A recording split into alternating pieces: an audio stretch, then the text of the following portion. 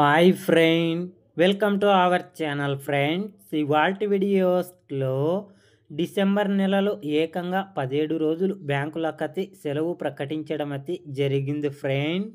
ఆ అప్డేట్ ఏంటో మనం ఇప్పుడు ఈ వీడియోలోనైతే తెలుసుకుందాము.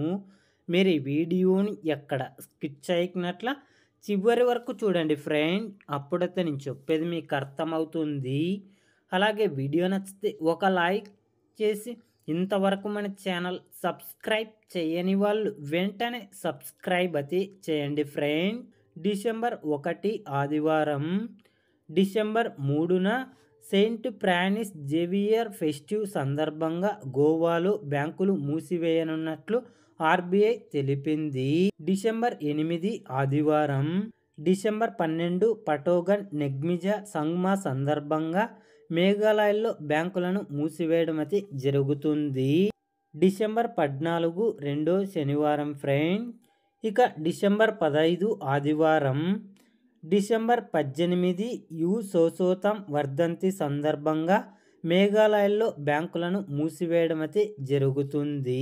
డిసెంబర్ 19 గోవా విమోచన దినోత్సవ సందర్భంగా గోవాలో బ్యాంకులు మూతపడనున్నాయి ఫ్రెండ్.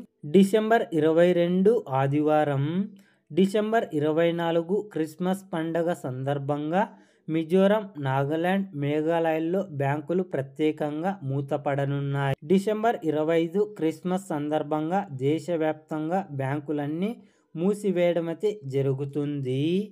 డిసెంబర్ 26 క్రిస్మస్ వేడుకల సందర్భంగా మిజోరం, నాగాలాండ్, మేఘాలయల్లో బ్యాంకులను క్లోజ్ చేయడం అయితే జరుగుతుంది.